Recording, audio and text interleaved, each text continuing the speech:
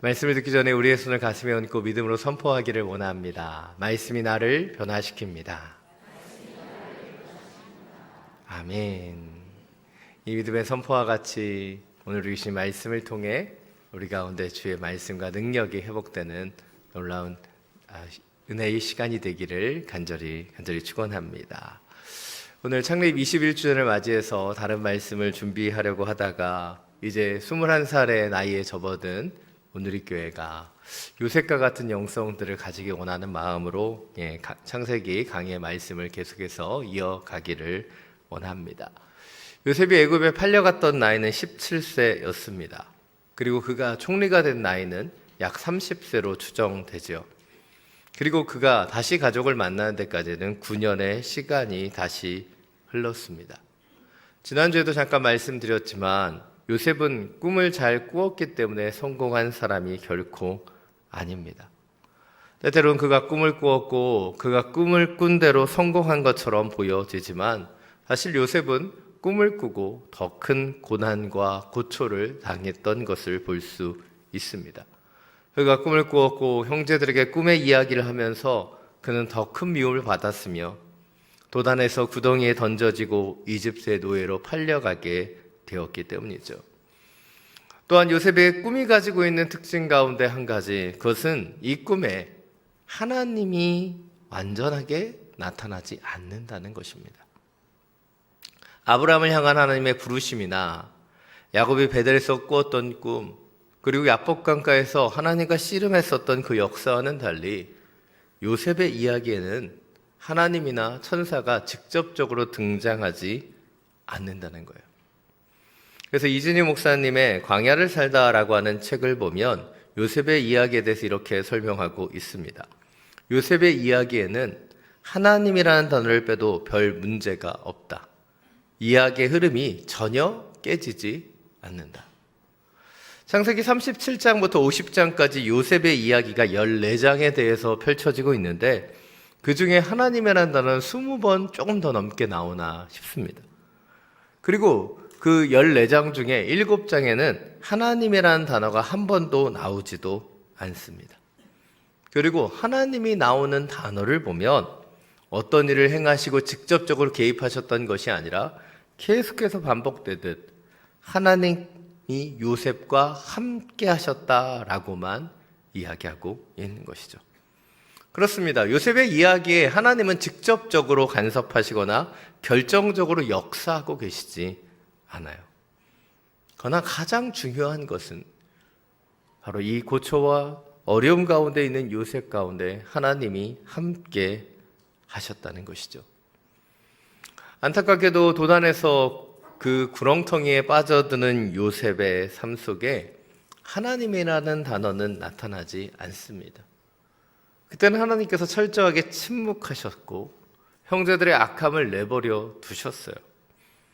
그런데 요셉의 이야기가 한참 진행된 이후에 요셉이 이집트의 노예가 된 이후에 그때부터 요셉의 삶 속에 하나님의 모습이 드러나기 시작하고 있다는 것이죠.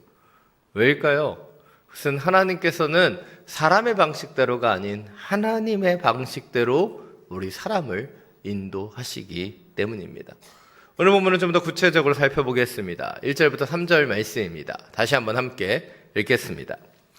한편 요셉은 이집트로 끌려갔습니다. 보디발이 요셉을 그곳으로 끌고 간 이스마엘 사람들로부터 요셉을 샀습니다. 보디발은 이집트 사람이며 바로의 신하인 경호대장이었습니다. 여호와께서 요셉과 함께 하심으로 요셉은 형통하게 됐습니다. 요셉은 이집트 사람인 주인의 집에 머물렀습니다. 요셉의 주인은 여호와께서 그와 함께 하시고 그가 하는 일마다 여호와께서 잘되게 해주시는 것을 보았습니다. 아멘. 오늘 본문 1절은 요셉이 이집트의 노예로 끌려갔고 바로의 신하인 경호대장 보디발이 요셉을 샀다라고 말하고 있습니다. 그리고 2절 상반절은 이렇게 말하고 있습니다. 여호와께서 요셉과 함께 하심으로 요셉은 형통하게 됐다. 3절도 말하죠. 요셉의 주인 보디발도 여호와께서 요셉과 함께 하시고 그가 하는 일마다 여호와께서 잘되게 해주신 것을 보았다. 오늘 말씀을 글자로 보면 참 좋은 말씀이다라고 생각될 수 있어요. 근데 요셉의 입장에서 이 말씀을 들여다보면 어떠할까? 한번 생각해 보시기를 원합니다. 여러분, 그가 이집트의 노예로 끌려간 일이 형통한 일이라고 할 수 있을까요? 오늘 본문에서 그가 하는 일마다 여호와께서 잘되게 해주셨다라고 말하고 있지만 노예가 하는 일이 잘 돼봤자 뭐가 좋겠습니까? 물론 종이 되어서 형통한 것이 형통하지 않은 것보다는 낫겠죠. 근데 왜 하필 이 타이밍에 하나님께서는 요셉을 형통케 하시는 것일까요? 노예로 끌려가기 이전에 형들과의 관계의 문제가 깨어지기 전에 하나님께서 형통하게 하셨다면 참 좋았을 텐데 하나님은 요셉이 노예가 된 이후에 요셉을 형통하게 하고 계십니다. 왜일까요? 그것은 지금 요셉이 하나님의 뜻대로 지어져 가고 있기 때문이죠. 아픔과 고통의 시간, 요셉이 노예로 팔려오는 이 순간에 하나님은 더 철저하게 요셉과 함께 하셨습니다. 바로 요셉의 삶 속에 동행하셨고 그를 보호하셨고 인도하셨다는 거예요. 자, 여러분, 성경이 말하고 있는 형통은 이 세상의 성공이나 풍요나 번영이 아닙니다. 성경이 말하고 있는 형통은 우리 인간이 원하고 바라는 것이 아니라 하나님과 동행하는 것이 최고의 형통이고 하나님의 뜻대로 지어지는 것이 최고의 축복이라는 것이죠. 이것이 오늘 첫 번째 포인트입니다. 우리 믿는 자들에게 최고의 축복은 성공, 풍요, 번영이라는 세상의 형통이 아닌 하나님께서 우리와 함께 하시는 것, 그것이 최고의 형통이고 최고의 축복이라는 것이에요. 저는 어린 시절에 기도하면 문제가 해결되고 응답되면 축복받고 성공하면 시온의 대로가 열리고 하나님이 형통케 하시는 것이라고 생각했습니다. 그리고 그렇게 기도하는 대로 이루어지지 않고 하나님께서 성공하지 않게 하시면 하나님이 함께 하시지 않는 것이다라고 착각했는지도 모릅니다. 그러나 지난 시간들을 살아오면서 제가 확신하게 되는 것, 하나님과 동행하며 주님이 인도하시는 삶을 살아가면서 느끼게 되는 것, 그것은 주님이 주시는 형통이라고 하는 것, 그것은 주님과 함께 머무르는 영적인 축복이고 이 세상에 줄 수 없는 주님이 주시는 평강과 주님이 주시는 안정감 속에 있는 것, 그것이 진정한 형통이라는 것을 깨닫게 되었다는 것이죠. 우리는 기도하면서도 예배하면서도 여전히 세상의 형통을 바라볼 때가 너무나 많이 있습니다. 그러나 우리 믿는 자에게 최고의 형통, 그것은 주님이 우리와 함께 하시는 것이 아니겠습니까? 부천 오늘교회 창립 21주년입니다. 지난 21년 동안 하나님께서 이 교회 가운데 함께 하시고 믿음의 성도들을 통해서 주셨던 형통함은 무엇일까요? 그것은 세상의 그 성공과 풍요와 번영이라고 하는 형통은 아닐 것입니다. 바로 함께 하심을 통해 주님 주시는 위로와 사랑과 은혜 가운데 걸어가게 하신 것이 아니겠습니까?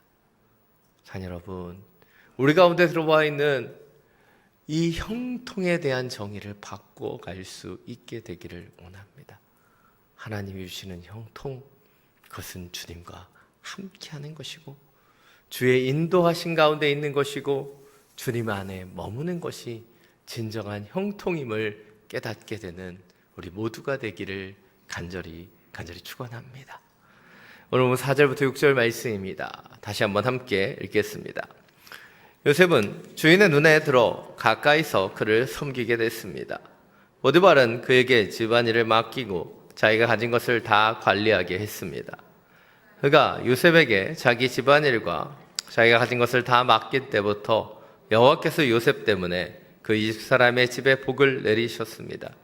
여호와의 복이 집안에 있는 것이나 들에 있는 것에나 보디발이 가진 모든 것에 내렸습니다. 그래서 그는 모든 것을 요셉에게 맡겨두고 자기가 먹은 것 외에는 아무것도 신경 쓰지 않았습니다. 요셉은 외모가 아름답고 얼굴이 잘생긴 사람이었습니다. 요셉은 비록 종이었지만 그가 성실하고 정직하게 일했기에 주인인 보디발은 그를 선하게 여겼던 것으로 보여집니다. 그리고 요셉에게 그의 집안의 모든 것을 맡기고 다 관리하게 했습니다. 하나님 주시는 그 형통함이 그의 삶 속에 나타나기 시작한 것이죠. 또한 6절은 이렇게 얘기합니다. 요셉은 외모가 아름답고 얼굴이 잘생긴 사람이었다. 성경에서 이게 아름답고 잘생겼다고 얘기할 때마다 굉장히 불쾌해하는 분들이 계십니다. 여러분, 그 아름답고 잘생겼다고 해서 다 축복받는 건 아니라는 것도 기억하셨으면 좋겠습니다. 오늘 말씀을 보면 오늘 본문에는 다 나타나 있지는 않지만 그 중간 부분을 보면 요셉이 이렇게 아름답고 잘생겼기 때문에 더 많은 유혹을 받게 되는 것이죠. 보디발 장군의 아내가 그를 유혹하는 장면들이 나타나고 있는 것이죠. 저는 어린 시절에 저도 장동건처럼 잘생기면 참 좋겠다고 생각했습니다. 그런데 말씀을 보면서 이 말씀을 볼 때마다 그런 생각이 들어요. 이런 유혹의 자리에 들지 않게 하시려고 저를 이 정도 생기게 해주셨구나. 생각해 보십시오. 제가 장동건처럼 생겼으면 여러분 설교 들으실 때 얼마나 부담스러우시겠어요. 그래서 저에게 딱 맞는 외모를 주셨다라고 생각합니다. 오늘 본문 함께 읽지는 않았지만 창세기 39장 7절부터 10절을 보면 보디발 장군의 아내가 집요하게 그 잘생긴 요셉을 유혹합니다. 그런데 요셉은요, 그 유혹을 뿌리치고 있어요. 특별히 그가 뿌리치는 장면에서 잘 보게 되는 그것은 유혹이 찾아올 때 그 자리를 떠나 버렸다는 거예요. 이 부분은 우리가 주목해 보아야 되는 부분입니다. 우리의 삶 속에 시험이나 유혹이 찾아올 때 우리에게 필요한 것은 그 자리에서 하나님 이것을 이겨내게 해주십시오. 이 유혹을 떨쳐내게 해주십시오. 기도하는 게 아니에요. 먼저 그 자리를 떠나는 것이 더 중요합니다. 그 자리를 떠난 이후에 기도해야 되는 거예요. 요셉은 신실하게 그 자리를 떠났고 그리고 악을 행치 않게 됩니다. 그러나 보디발 장군의 아내의 악함으로 정직하고 성실하게 행했던 요셉은 오히려 더 큰 공경에 빠지게 되죠. 오늘 본문 19절부터 20절 말씀입니다. 자막을 통해서 다시 한번 함께 읽겠습니다. 그의 아내가 당신의 종이 내게 이런 짓을 했습니다 라고 말하는 것을 듣자 주인은 크게 분노했습니다. 요셉의 주인은 요셉을 데려다가 왕의 제수를 가두는 감옥에 집어 넣었습니다. 요셉은 감옥에 갇혔습니다. 아멘. 이제 요셉은 종의 신분이었는데 하루아침에 제수가 되어 감옥에 갇혀 버립니다. 아마 요셉은 이집트의 종으로 팔려오면서 종으로 살아가는 것이 인생의 바닥이라고 생각했는데 바닥 밑에 지하실도 있다는 것을 이때 깨닫게 되지 않았을까 생각해 보게 됩니다. 하나님이 이러시면 안 될 것 같습니다. 요셉의 인생이 이제 볕이 조금 들기 시작하는데 요셉의 인생이 이제 지하의 더 깊은 어두움 가운데 파묻혀 버리는 것으로 보여지기 때문이죠. 그렇습니다. 요셉의 인생은 점점 꼬여가고 있습니다. 상황은 악화되고 그는 종에서 죄인으로 더 깊은 구렁텅이에 빠져드는 것 같다는 것이죠. 그리고 오늘 본문 어디에도 하나님은 그의 인생 가운데 직접적으로 간섭하지 않으십니다. 그런데 놀라운 것은 그럼에도 불구하고 요셉이 하나님을 놓치지 않고 있다는 거예요. 요셉에게 중요했던 것, 그 인생 가운데 고난도 있고 유혹도 있고 누명을 뒤집어 쓰는 그 억울함도 있었지만 그에게는 꺾이지 않는 마음이 있었다는 거예요. 그리고 하나님을 붙잡고 있었다는 것이죠. 이것이 우리가 주목해 보길 원하는 두 번째 포인트입니다. 우리 믿는 자의 삶 속에서 중요한 것은 환경과 상황이 아니에요. 그것을 흔들리는 것이 아니라 하나님을 바라보면서 꺾이지 않는 소망을 놓치지 않는 것입니다. 우리에게 믿음이란 무엇입니까? 바로 하나님이 우리와 함께 하시고 우리의 소망이 되신다는 것을 놓치지 않는 것이죠. 사실 지금 한국 교회나 한국 사회, 한국 경제적인 상황이 결코 넉넉지 않습니다. 코로나라고 하는 큰 이 국제적인 질병 속에 많은 분들이 고초와 어려움도 경험했습니다. 그리고 코로나가 끝나면 좀 좋아지겠지라고 생각했지만 우크라이나 전쟁과 또 이스라엘과 하마스의 전쟁까지 계속되는 경기 악화의 소식들이 들려오고 여러 경기들 또 경제적인 파국이 계속해서 우리 가운데 찾아오고 있습니다. 어찌 보면 지금 우리의 상황이 요셉의 상황과 별반 다르지 않다고 느껴질 수도 있다고 생각합니다. 기도하며 성실하게 살아가고 있는데 때때로는 해결책이 보이지 않는 현실 속에 답답함을 느끼는 분도 계실 거라고 믿습니다. 아마 오늘 본문의 요셉도 그러한 마음이었겠지요. 고난 속에서도 이해할 수 없는 그 고초가 찾아와도 유혹이 찾아와도 그 자리를 떠나며 성실하게 살아왔는데 이제 누명을 쓰고 죄수로 감옥에 갇히다니 얼마나 그의 마음이 답답했겠습니까? 그러나 오늘 요셉은 하나님을 향한 소망을 놓치지 않고 있습니다. 하세반 선교사님이 쓰신 십자가 그 사랑이라고 하는 이 찬양을 보면 이렇게 고백합니다. 십자가 그 사랑 멀리 떠나서 무너진 나의 삶 속에 잊혀진 주 은혜 돌같은 내 마음 어루만지사 다시 일으켜 세우신 주를 사랑합니다. 주 나를 보호하시고 날 붙드시리 나는 보배롭고 존귀한 주의 자녀라.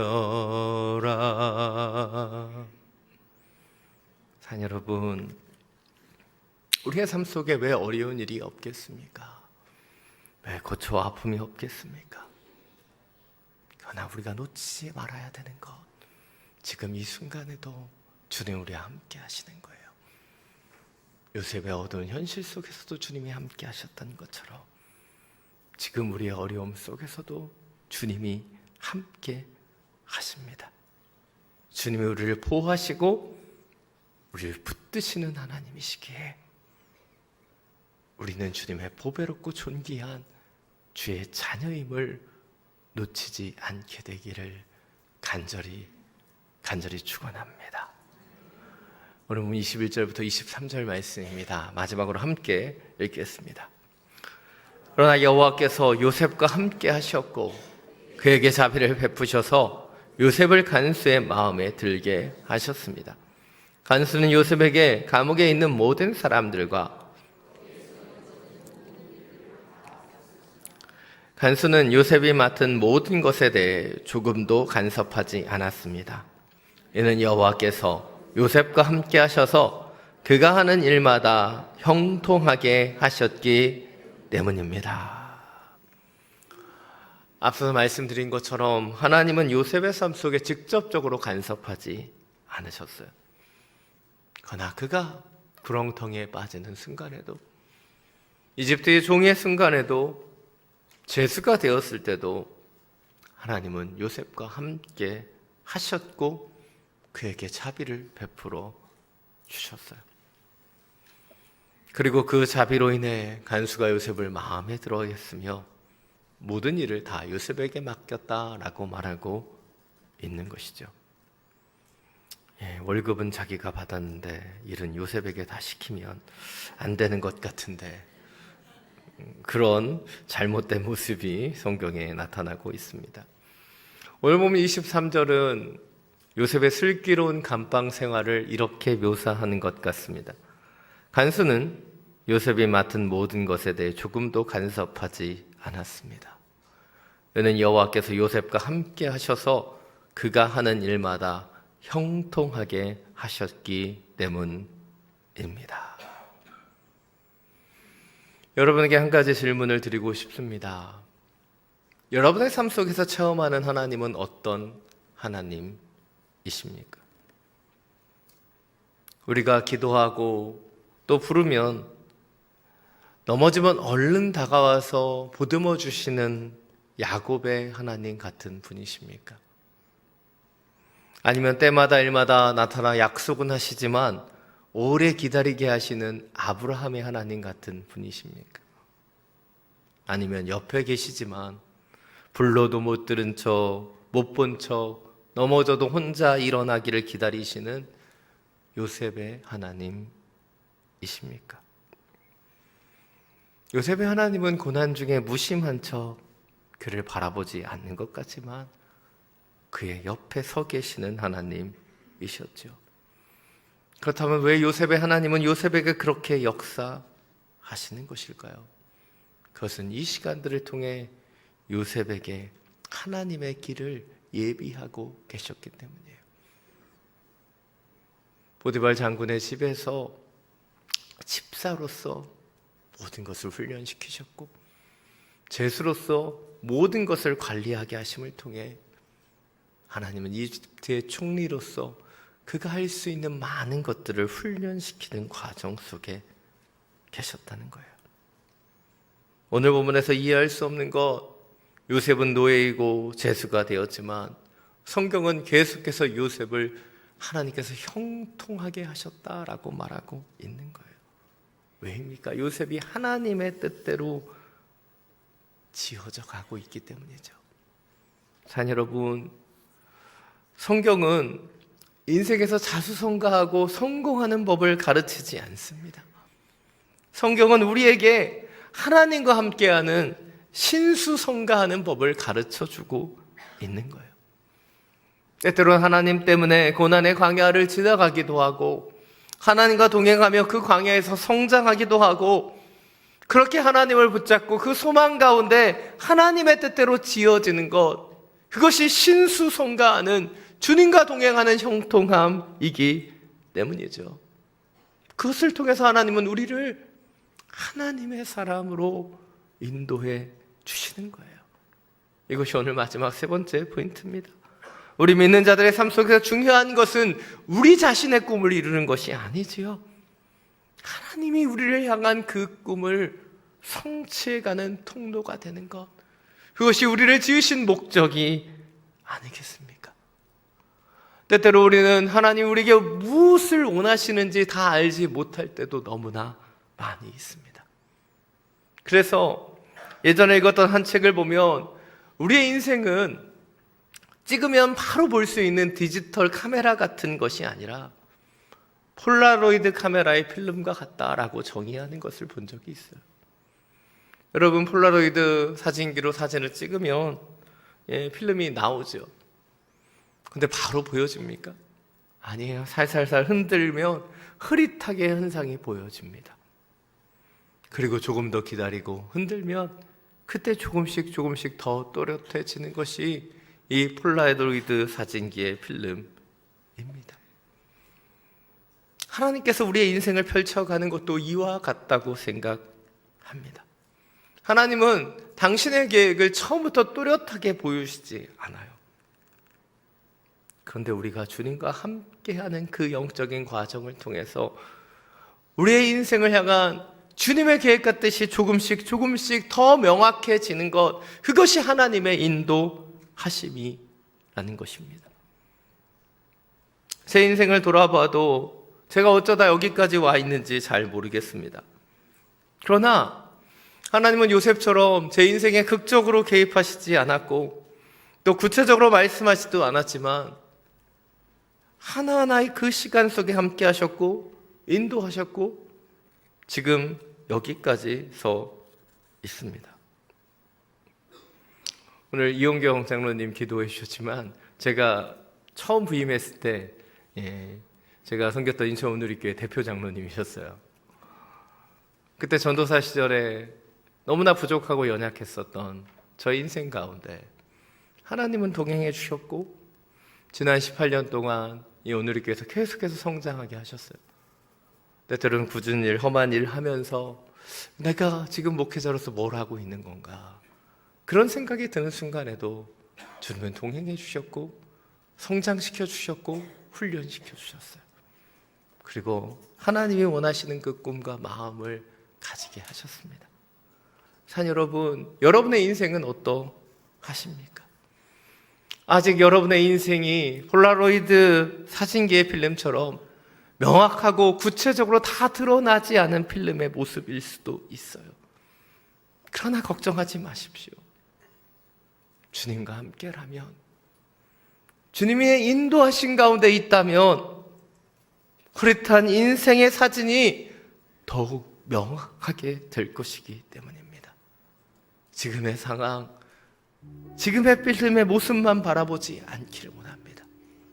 우리와 함께 하시는 하나님, 우리를 인도하시는 하나님, 하나님의 형통으로 만지시는 그 하나님을 바라보며 다시 한번 주님을 붙잡고 주님과 함께 주님이 인도하시는 형통의 길을 걸어갈 수 있는 우리 모두가 되기를 간절히 축원합니다. 이 시간 이와 같은 때에 함께 찬양하며 나아가기를 원합니다.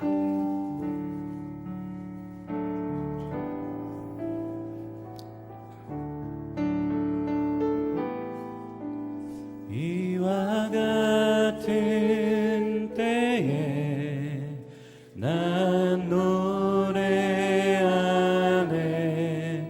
사랑을 노래하네, 주님께.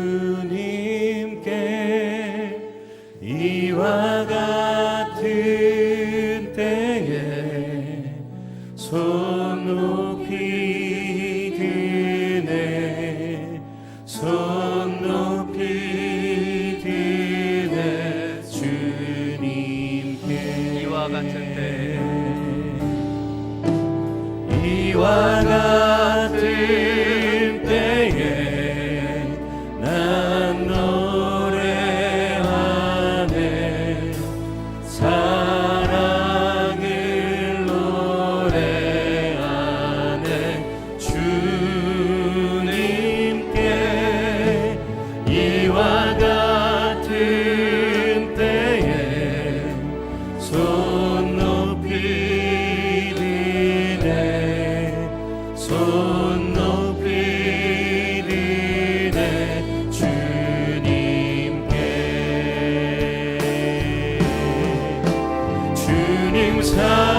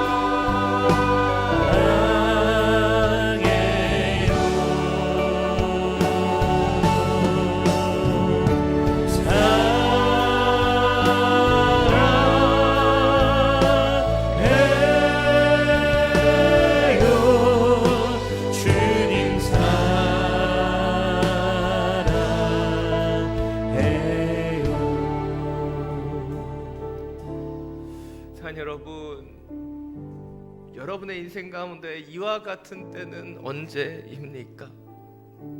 우리의 인생이 형통하고 우리가 원하는 것이 이루어지는 것이 이와 같은 때일까요? 믿는 자에게 이와 같은 때는 아픔과 고통의 때이기도 합니다. 그러나 이와 같은 때는 고통과 아픔 속에서 소망을 잃지 않는 때이며 주님이 함께 하시는 때이며 주님이 훈련시키고 성장하시는 때이지요. 우리는 이와 같은 때에 그런 하나님을 바라보며 하나님을 찬양하며 하나님을 예배할 수 있어야 할 것입니다. 이 시간 함께 기도할 때 주님 다시 한번 주님을 사랑하며 주님을 찬양하며 예배하는 그런 주님의 성도 되기를 원합니다. 세상의 형통함이 아닌 주님이 함께 하시는 형통함 속으로 주님의 손을 붙잡고 주님이 주시는 소망 가운데 설 수 있도록 주여 역사여 주옵소서 함께 기도하며 나아갑니다. 주님, 우리는 우리가 원하는 이와 같은 때를 정의하는 형통하며 성공하며 찬송하는 것을 꿈꾸며 우리는 이와 같은 때를 찬양하여 주님이 우리를 인도하시는 그때는 언제입니까? 고통과 아픔의 때이기도 하고 광야를 걸어가는 그 시간이기도 하고 주님을 훈련시키고 성장시키는 그 때이기도 한 것이 아닙니다. 우리 인생의 폴라로이드 그 카메라에 필름과 같이 모든 것이 명확하지 않으며 때때로 모호하며 흐릿할지라도 우리 인생의 가장 분명한 그 하나님을 붙잡고 주님을 의지하며 걸어가는 주님의 성도들이 되기를 원합니다. 주님이 보호하시고 주님이 인도하시기에 우리는 무배롭고 존귀한 주님의 자녀임을 믿습니다. 주여 붙잡아 주십시오. 세상의 유혹과 시험 속에서도 꺾이지 않는 주님이 주시는 그 꿈을 꾸며 주님이 주시는 사명의 길을 걸어갈 수 있는 주의 자녀 되기를 원합니다. 주님 우리의 삶 속에 주여 간섭해 주시고 역사해 주시고 동행하여 주시사 주님 우리가 원하지 않는 이와 같은 때에도 주님을 찬양하며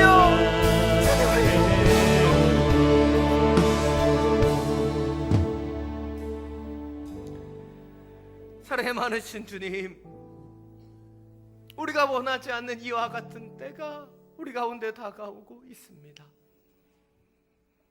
우리는 생사기에 풍요와 번영과 형통을 원하지만 여러 아픔과 고통이 계속해서 밀려옵니다. 그러나 이와 같은 때에도 주님이 우리와 함께 하심을 믿습니다. 주님의 그 형통함을 바라보며 주님이 지으시고 인도하시는 그 길에 서게 하여 주옵소서. 지금 우리의 인생이 흐릿한 폴라로이드의 카메라의 필름과 같을지도 모릅니다. 모든 것이 명확하지 않고 모든 것이 흐릿한 이 가운데서도 가장 확실하신 한 분, 그 하나님을 붙잡고 그런 주님을 의지하며 주님을 찬양하며 경배하며 걸어가는 그런 예배자 되게 하여 주옵소서. 지금까지 우리의 인생을 인도해 오셨던 것처럼 앞으로도 통치하시고 인도해 주셔서 보배롭고 존귀한 주님의 아들로 주님의 딸로 살아가게 하여 주옵소서. 늘 동행하시며 인도하시는 우리 주 예수 그리스도의 이름으로 기도드립니다.